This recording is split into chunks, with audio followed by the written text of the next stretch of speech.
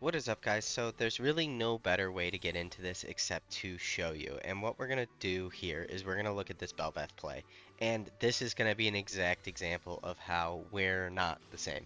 And by we're not the same, let me break that down for you. That's pretty much to say that bronze and challenger and master level gameplay and pro gameplay like you're seeing at Worlds right now is not the same as what's going on in your solo queue games. So this was a game I was playing with friends who are not playing in master level MMR, right? This is like a silver, gold, bronze, iron-ish lobby mixed MMR, right?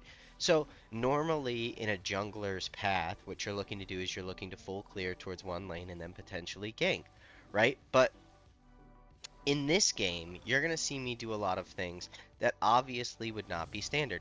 In this lane, I know that Pantheon is stronger than Shyvana level 1. This Shyvana should have never shoved this lane and should have given the push, but instead decided to shove the lane and is now overextended with only a flash.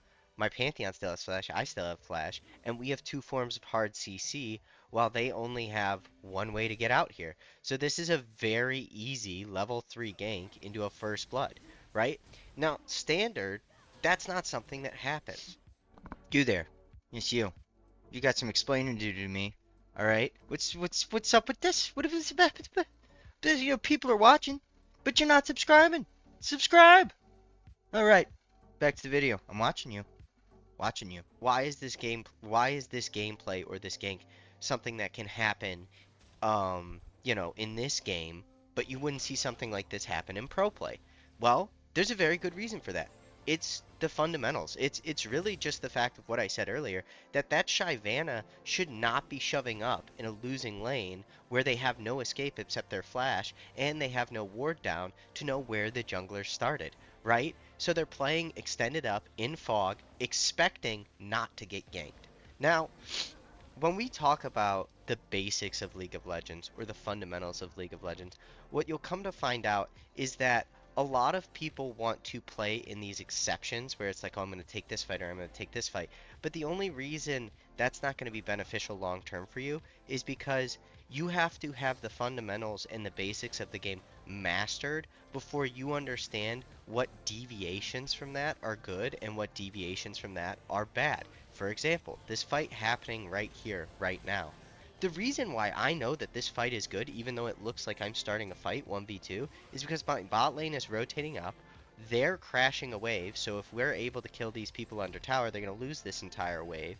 And I know that the Diana is only level 3 and doesn't have flash because she used it mid. So I have a level advantage, I have a summoner advantage, we have prio, so I'm willing to engage there. But the only reason I'm able to deviate from just clearing my Gromp there and do something other than clear my Gromp is because I know exactly how it's going to play out. I know exactly what fundamental advantages I have. So, a good example of how to look at this is pretty much bending the rules is a good way to put it, right? So, I like to use math as the analogy, right? So I could say 2 plus 2 equals 4, right? And 2 plus 2 does equal 4. But the thing is that what you need to learn is not 2 plus 2 equals 4. What you need to learn is addition in general. So the difference between a low ELO player is they're looking at the game in a 2 plus 2 equals 4 way. You know, obviously you're going to have these high consistency plays that are always going to be beneficial, like don't die when there's a stacked wave crashing into your tower, avoid trading so you can collect all of that XP and gold safely under tower, ganking during your dead time, right? Excuse me, resetting when you have crashed a wave and you're sitting on enough gold for an item spike. These are the basics of the game. These are your 2 plus 2 equals 4. But the reason why you see Smurfs and high elo players coming into your games doing things that look skewed. They're doing things that seem like they're ignoring the fundamentals or they're not doing exactly what they should, but it's working out for them, is because they've done 2 plus 2 so many times that they can see when you've done your math wrong, right? And if you know that 2 plus 2 equals 4 and you know how to identify the fundamentals and identify the gaps in the fundamentals, it opens up all of these other options to the same result, and we could say 4 in this instance is just us winning a game, right? That's the thing. A high elo player sees all of these different ways to win the game, rather than just looking at this one instance, this one play that is won, and this one play that is lost. Now, a lot of people would be like, well, I do the same thing. I do the same thing in my games. I pay attention to all of these different options. And while I would say that's probably true, a lot of people are doing high level analysis in terms of looking at like the 6, 7 different things that they could be doing. The problem is they haven't mastered the 2 plus 2, right? They haven't gotten familiar with getting the answer 4.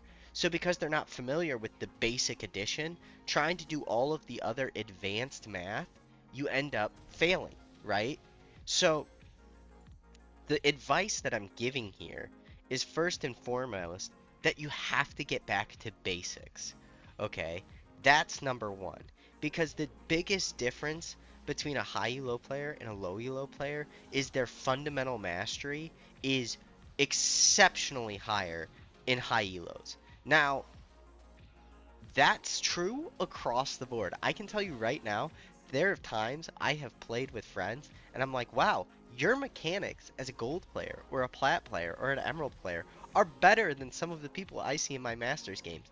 But it's not their mechanics or their champion mastery that's holding them back. Quite often, what's holding them back is the fact that they haven't done enough diligent work on the basics of the game, their CSing, their trading patterns, their reset timers, understanding prio, tempo, these basic concepts. So because of that, wave management, they don't fully understand how to take advantage of any lead they get, and they don't know how to expand any lead they get.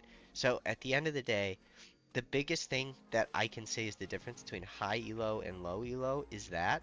So my biggest piece of advice to you guys going forward, if you're looking to climb or get better at League of Legends, is identify the key fundamentals in your role that you need to learn. In jungling, maybe it's dead time and tempo. In mid lane, maybe it's jungle tracking and, trading patterns. In top lane, wave management. In bot lane, matchups and trading patterns, etc. When you learn these things, the game will get not only easier for you to play, but it will also become easier to win. All right, so that's all I have for you guys this time around. I hope you enjoyed the video, and I will see you in the next one.